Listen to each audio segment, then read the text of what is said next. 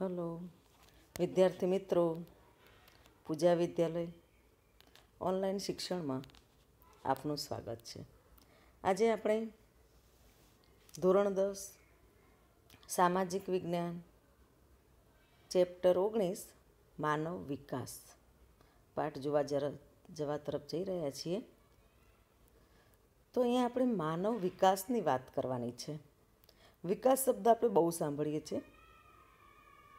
જ્યારે રાજકીય પક્ષના નેતાઓ ચૂંટણીઓ નજીક આવતી હોય ત્યારે એ સમય પ્રચારમાં વિકાસ શબ્દ આપણને ખૂબ સાંભળવા મળે. ટીવીમાં, છાપામાં વિકાસ શબ્દ આપણે સાંભળતા હોઈએ છીએ. તો વિકાસ તો હંમેશા આપણે જોઈએ કે પરિવર્તન એ સંસારનો નિયમ છે. બાળક નાનો જ્યારે જન્મે છે ત્યારે તે ધીમે ધીમે એક પુખ્ત માનવ તરીકે વિકાસ પામે છે. આદિ માનવની આપણે વાત કરીએ તો આદિ માનવ એ એની જે અવસ્થા હતી કે જે ગુફામાં રહેતું હતું, ઝાડની છાલ કે ઝાડના પાન પોતાના શરીર પર વીંટાળતો હતો કપડાની જગ્યાએ, જ્યારે પોતે આહારમાં એટલે ખાવા તરીકે જે કંદમૂળ ખાતો હતો, તો ધીમે ધીમે એનામાં એ અવસ્થામાંથી અત્યારની જે આપણે જટિલ સમાજ વ્યવસ્થા જોઈએ તો એમાં પરિવર્તન આવ્યું છે તેમ કહેવાય. તો આ જે આપણે સૂક્ષ્મ જે પરિવર્તન થતું હોય તે આપણે આજે આપણે જે છે એમાં આવતીકાલે આપણને ફરક ન લાગે, પરંતુ થોડો સમય આપણે એક દસકો જવા દઈએ તો આપણને લાગે કે દસકા પહેલાં શું હતું. તો આદિ માનવની અવસ્થાથી શરૂ કરી આજની જટિલ સમાજ વ્યવસ્થા રૂપે આજે જે વિકસિત થયો છે અને વિકાસ, સમાજ વ્યવસ્થા અને અર્થવ્યવસ્થાનો પણ વિભિન્ન સ્વરૂપે વિકાસ થયો છે. સામાજિક વિકાસ એટલે કે સમાજની અંદર આવતા પરિવર્તનો, એટલે માણસના એના બોલચાલમાં, એના વ્યવહારમાં, એની રીતભાતમાં. અર્થવ્યવસ્થા એટલે પૈસો. પહેલાં પૈસાનું કઈ રીતે રોકાણ થતું, પૈસાનો ક્યાં વપરાશ હતો, આજે જે થાય છે તે. આર્થિક ઉત્પાદન અને વપરાશ, આવક જાવક અને નફાખોટનો હિસાબ માંડવા જે શરૂ થયેલું અર્થશાસ્ત્ર. આપણે જોઈએ કે ચાણક્યનું, એટલે કે એનું બીજું નામ હતું કૌટિલ્યનું અર્થશાસ્ત્ર. તો પહેલાં આ અર્થશાસ્ત્ર એટલે કે પૈસા, એનું ઉત્પાદન ક્યાં કરવું, એનો વપરાશ ક્યાં કરવો, એની આવક, એની જાવક, એના માટે જ્યારે આજે આપણે જોઈએ છીએ કે છેલ્લા 60-70 વર્ષથી ભૌતિક સુખાકારી અને માનવ વિકાસ માટેનું શાસ્ત્ર બનવા માંડ્યું આ અર્થશાસ્ત્ર. વિશ્વના અનેક દેશોના લોકોના જીવનની ગુણવત્તામાં ઘણો તફાવત જોવા મળે છે.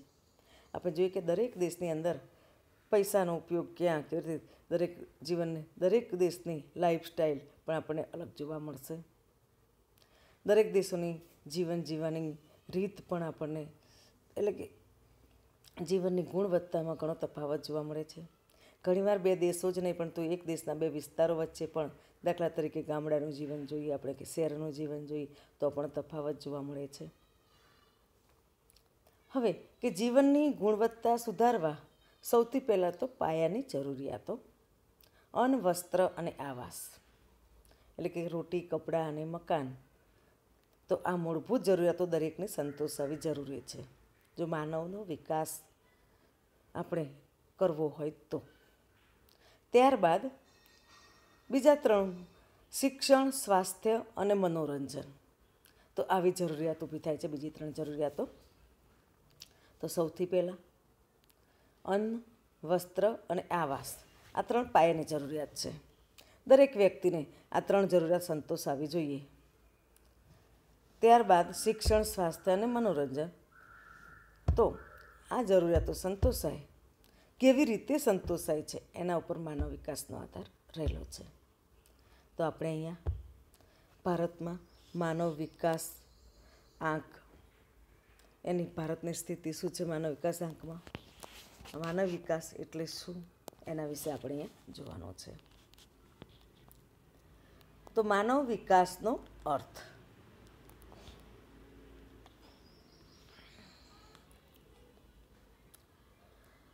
આપણે વિકાસ શબ્દ પ્રસાર માધ્યમો, રાજકીય નેતાઓ, વિવિધ સંસ્થાઓ અને સરકારો અવારનવાર કરે છે ત્યાં આપણે સાંભળીએ છીએ. હવે આપણે અહીંયા વિકાસ, માનવ વિકાસમાં તો માનવ ક્ષમતાઓના વિસ્તરણ, પસંદગીઓના વ્યાપ, સ્વાતંત્ર્યના વિકાસ અને માનવ અધિકારોના અમલ રૂપે વપરાય છે. માનવ વિકાસ કેવળ શિક્ષણ, આરોગ્ય, પોષણ અને સંસાધનોના નિયંત્રણ કરતાં કંઈક વધુ બાબતોનો સંકેત આપે છે. એટલે આપણે આ માનવ વિકાસની વ્યાખ્યા આપવી હોય તો UNDPએ આપેલી છે એ અનુસાર આપણે જોઈએ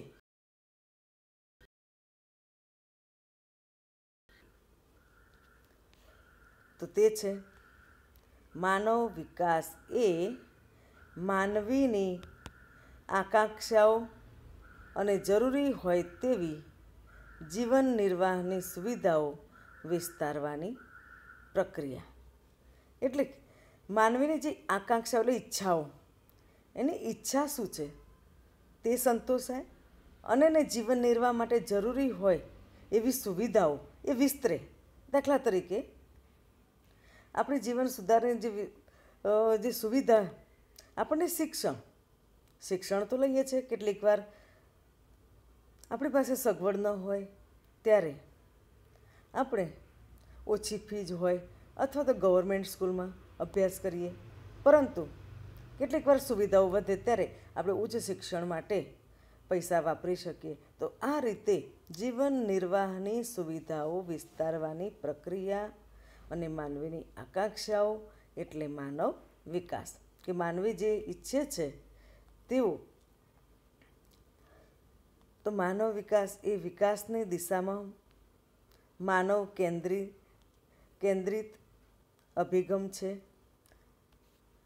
માનવ વિકાસનો ઉદ્દેશ દરેક માટે જીવનની એક સરખી પરિસ્થિતિ ઊભી કરવાનો છે, જેનાથી લોકો એમની પ્રતિભા અનુસાર સાર્થક અને સર્જનાત્મક જીવન જીવી શકે.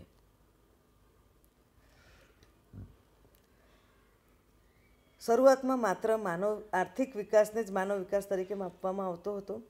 પહેલાં તો કે દેશની માથાદીઠ આવક વધે તો સમજો કે માનવ વિકાસ વધારે, તે જ માપદંડ ગણાતો, જેના લીધે દરેક દેશે તેની કુલ રાષ્ટ્રીય પેદાશ પર ધ્યાન કેન્દ્રિત કર્યું.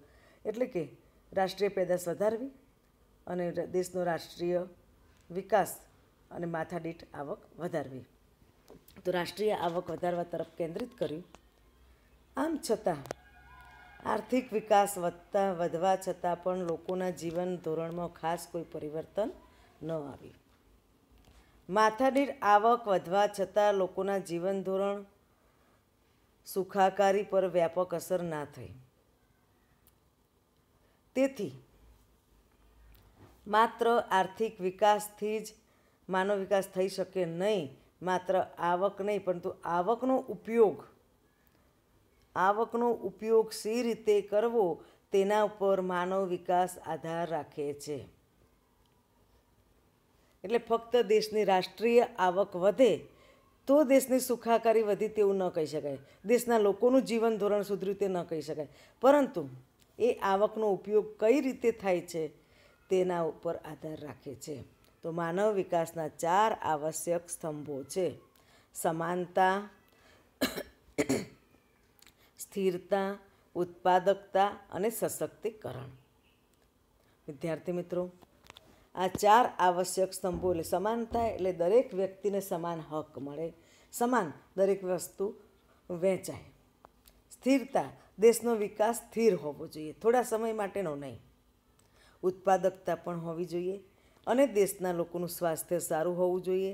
એટલે કે સશક્તિકરણ એ પણ ખૂબ મહત્ત્વનો મુદ્દો છે. હવે માનવ વિકાસ એટલે દેશના લોકોનો માનવ વિકાસ કઈ રીતે વધ્યો કહેવાય તો માનવીને પોતાની રસ, રુચિ, આવડત, બુદ્ધિ ક્ષમતા અનુસાર સફળ અને સર્જનાત્મક જીવન જીવવામાં સહાયક બને.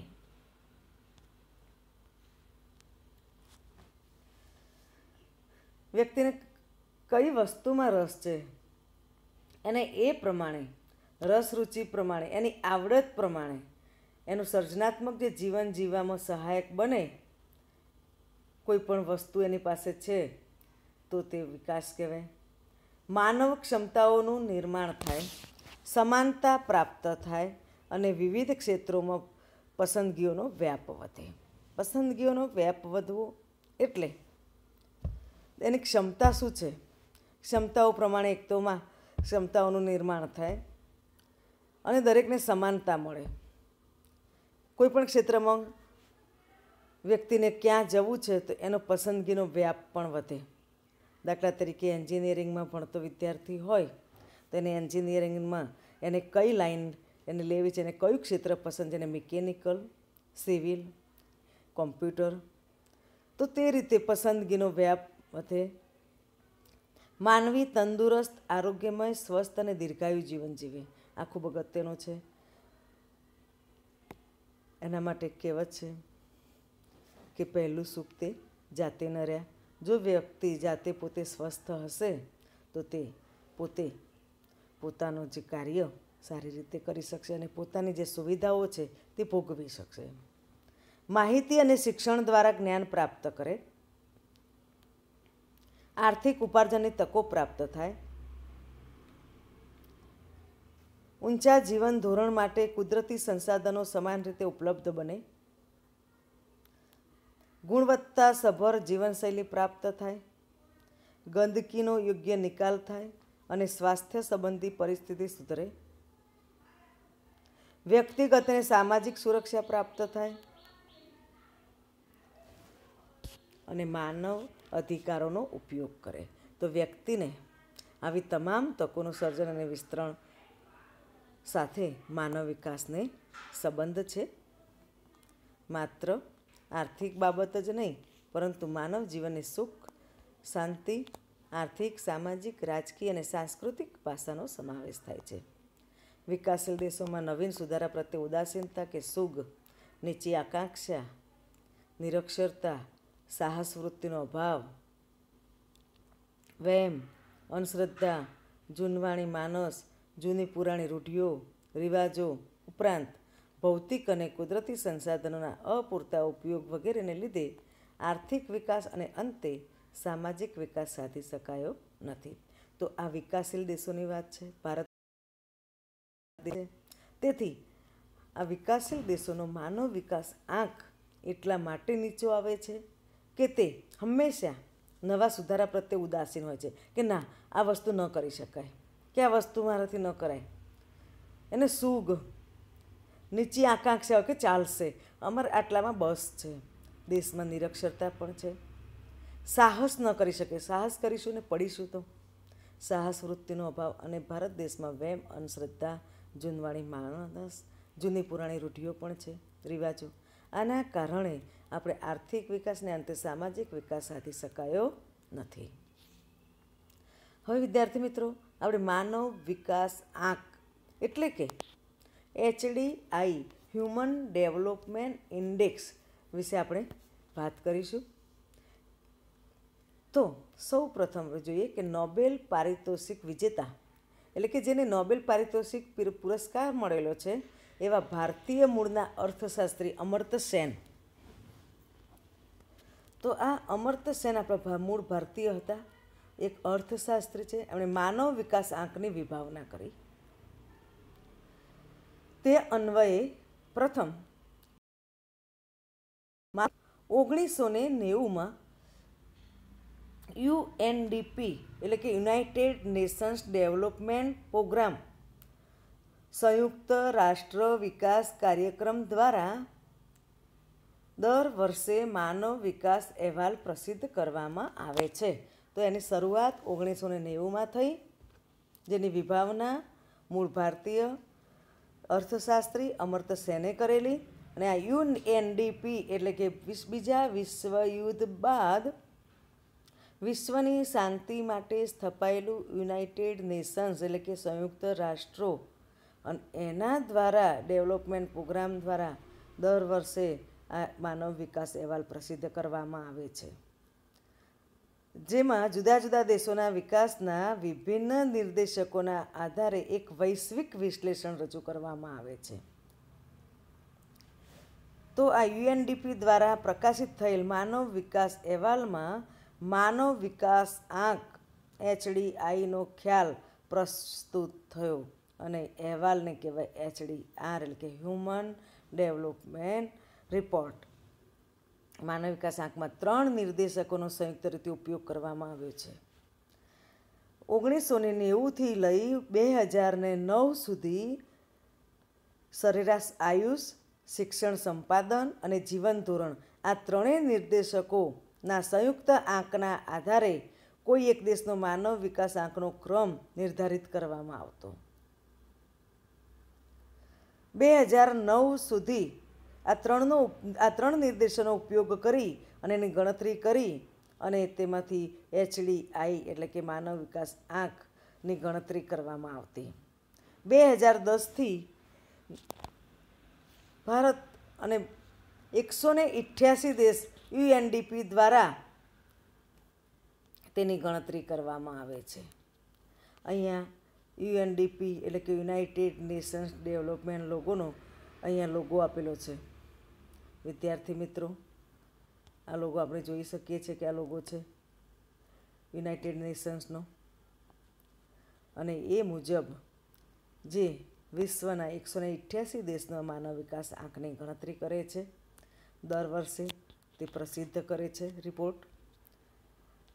હવે 2010થી જે સરેરાશ આયુષ આંક હતો એના અપેક્ષિત આયુષ આંક દ્વારા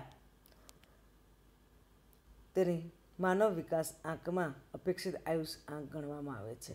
અપેક્ષિત આયુષ આંક એટલે આરોગ્ય અને દીર્ઘાયુના માપન માટે બાળકના જન્મ સમયે તે કેટલા વર્ષનું આયુષ ભોગવી શકશે તેવી અપેક્ષા, એને કહેવાય અપેક્ષિત આયુષ.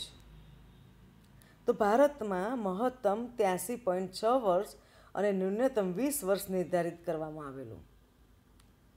પુસ્તક મુજબ માનવ વિકાસ અહેવાલ 2015માં ભારતનો અપેક્ષિત આયુષ આંક 68 વર્ષ. વિદ્યાર્થી મિત્રો યાદ રાખો, દર વર્ષે પ્રસિદ્ધ થાય છે, પરંતુ અહીંયા છેલ્લું 2015નો અહીંયા આયુષ આંક આપેલો છે. તો અપેક્ષિત આયુષ આંક ભારતનો 68 વર્ષ. હવે જોઈએ જીવન આંક, શિક્ષણ આંક. તો એની અંદર 2 પેટા નિર્દેશકો છે.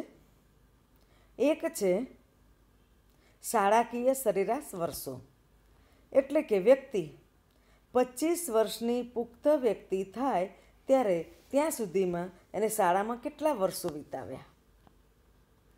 એના માટે ઉચ્ચતમ 13.3 વર્ષ રાખ્યા અને ન્યૂનતમ 0 વર્ષ નિર્ધારિત કર્યું, જેમાં આપણા ભારતનો 2015 મુજબ શાળાકીય સરેરાશ વર્ષો આવ્યા 5.4 વર્ષ.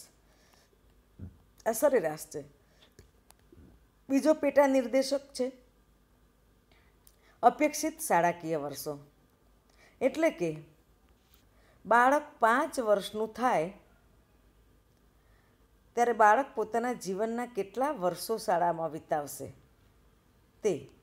એમાં ઉચ્ચતમ 18 વર્ષ અને ન્યૂનતમ 0 વર્ષ નક્કી કર્યું, જેમાં 2015માં ભારતનો અપેક્ષિત શાળાકીય વર્ષ આંક આવ્યો 11.7. તો વિદ્યાર્થી મિત્રો, અપેક્ષિત આયુષ આંક આવ્યો 68 વર્ષ ભારતનો. શાળાકીય સરેરાશ વર્ષ આવ્યા ભારતના 5.4 વર્ષ, જ્યારે ભારતનો અપેક્ષિત શાળાકીય વર્ષ આંક આવ્યો 11.7 વર્ષ. હવે ત્રીજો મુદ્દો છે આવક આંક, ઇન્કમ ટેક્સ. જીવન નિર્વાહના માપન માટે માથાદીઠ કુલ ઘરેલું પેદાશ ને માથાદીઠ કુલ રાષ્ટ્રીય આવક સાથે પ્રસ્થાપિત કરવામાં આવે છે.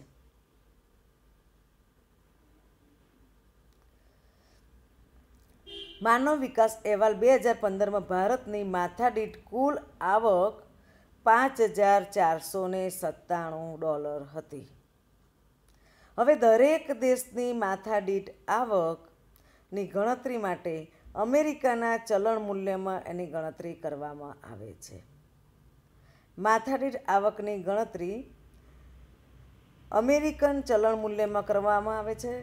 એના જે સમ ખરીદ શક્તિ તરીકે ઓળખવામાં આવે, એટલે દરેક દેશની એક સરખું મૂલ્ય આવે એના માટે એક જ ચલણ નક્કી કરવામાં આવેલું છે અને એ છે અમેરિકન ચલણ ડોલર. વિકાસ આંકની ગણતરી કઈ રીતે કરવામાં આવે છે? તો માનવ વિકાસ આંકની ગણતરી કરવા માટે પ્રત્યેક માપદંડનું અધિકતમ અને ન્યૂનતમ મૂલ્ય નક્કી કરવામાં આવે છે. આપણે જોયું આગળ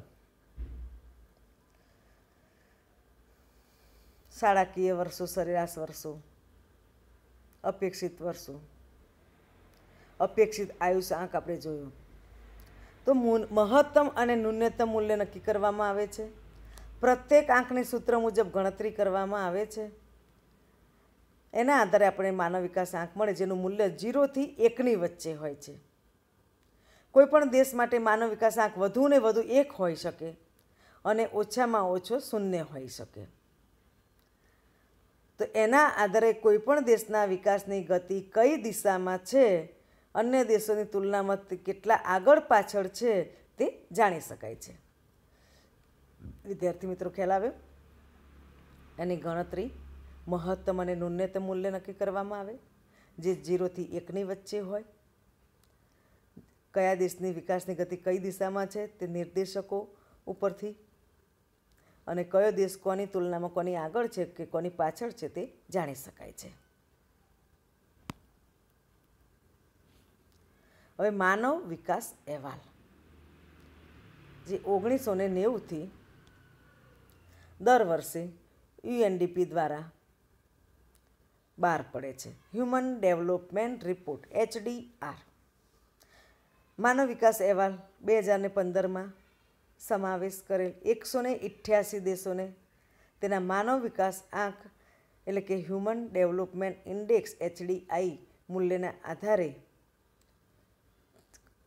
નીચે એક કોષ્ટક આપેલું છે. એમાં 4 વિભાગમાં વિભાજિત કરેલું છે, જેમાં 188 દેશોમાં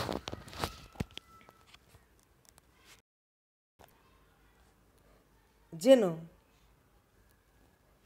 પહેલો ક્રમ આવે છે નોર્વે.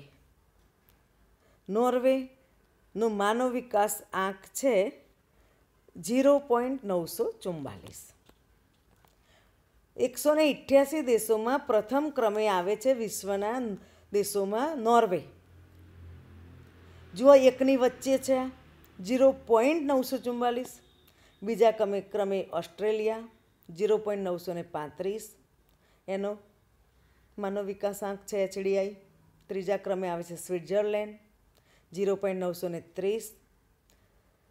જ્યારે આપણા એશિયા ખંડના દેશોમાં જોઈએ તો એશિયા ખંડના દેશોમાં બધા એશિયા ખંડના દેશોની અંદર સૌથી પહેલા ક્રમે આવે છે સિંગાપોર. જ્યારે 188 દેશોની અંદર સિંગાપોરનો નંબર આવે છે 11મો, જેનો માનવ વિકાસ આંક છે 0.912. જ્યારે ભારતનો માનવ વિકાસ આંક છે 0.609. માનવ વિકાસ આંક સાથે 188 દેશોમાં ભારતનું સ્થાન છે 130મું. આથી તે મધ્યમ માનવ વિકાસવાળા દેશોની શ્રેણીમાં સામેલ છે. આપણે નીચે કોષ્ટકમાં જોઈશું. સૌથી નીચો માનવ વિકાસ આંક છે નાઇજરનો, જે 188માં ક્રમે આવે છે અને એનો માનવ વિકાસ આંક છે 0.348. વિદ્યાર્થી મિત્રો, અહીંયા કોષ્ટક આપેલું છે. કોષ્ટકમાં 4 પ્રકારના માનવ વિકાસ ધરાવતા દેશો છે. તો સૌ પ્રથમ આપણે જોઈશું માનવ વિકાસ ધરાવતા દેશો, ઉચ્ચતમ માનવ વિકાસ ધરાવતા દેશો, જેની અંદર 49 એકથી શરૂ કરી 49 દેશોનો સમાવેશ થાય છે. માનવ વિકાસ આંક 49માં દેશનો છે 0.802. એમાં પહેલા ક્રમે આપણે જોઈ ગયા નોર્વે, ત્યારબાદ ઓસ્ટ્રેલિયા, સ્વિટ્ઝરલેન્ડ, ચોથા ક્રમે ડેનમાર્ક છે, પાંચમા ક્રમે નેધરલેન્ડ. આમ તે મુખ્ય દેશો છે. અહીંયા America, Singapore, Britain, Japan, France, આ મુખ્ય દેશો. એવા 49 દેશોનો સમાવેશ આ ઉચ્ચતમ માનવ વિકાસ આંક ધરાવતા દેશોનો સમાવેશ થયેલો છે.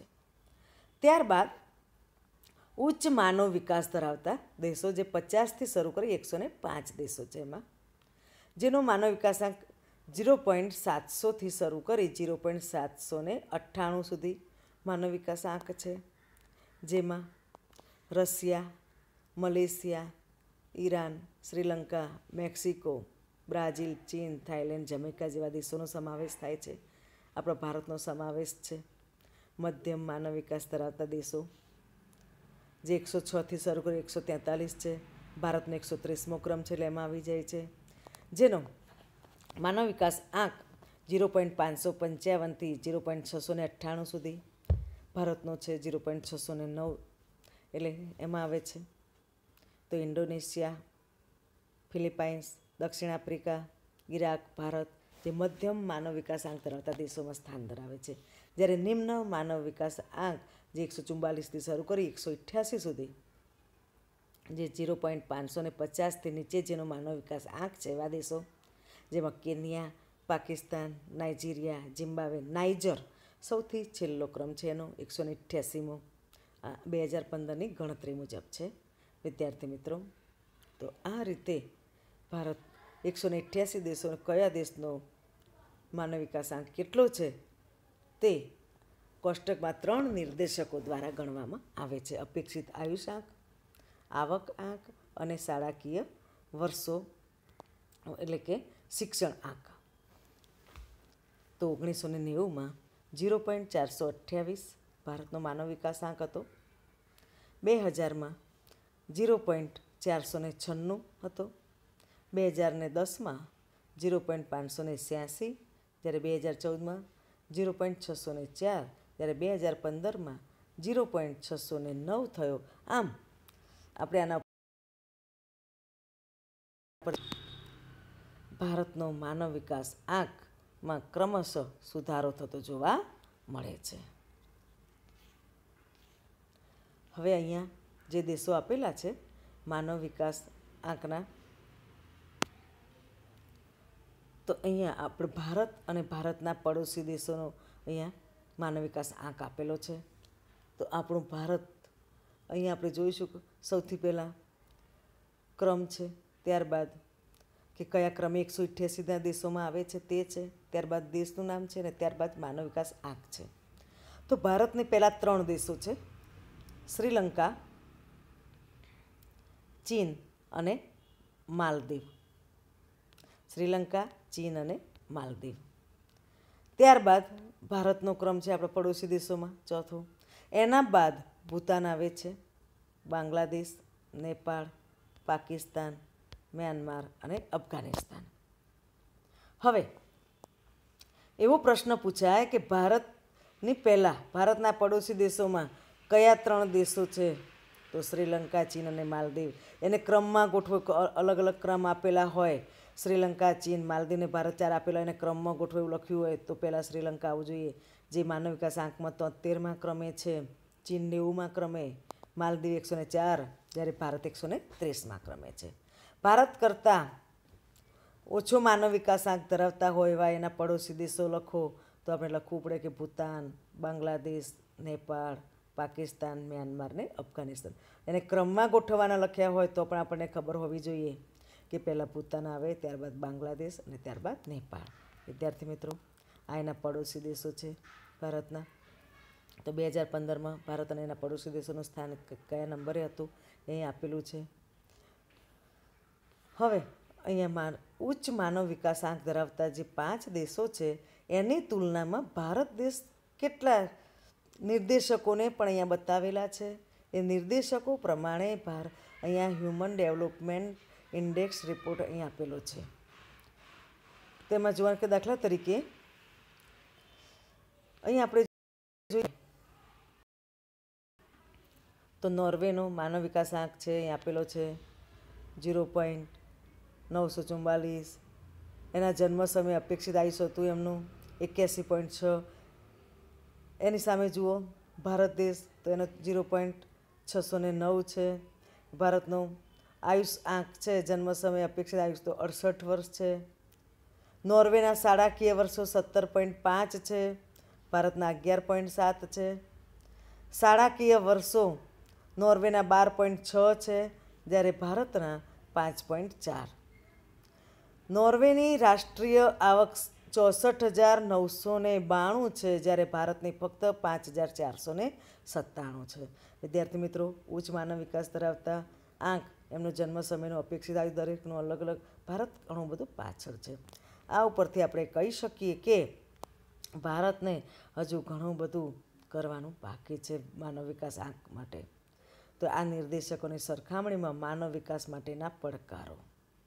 વિદ્યાર્થી મિત્રો, અહીં આપણે પહેલા ભાગમાં આપણે માનવ વિકાસ આંક વિશે જોયું. હવે એના પડકારો વિશે આપણે બીજા ભાગમાં જોઈશું.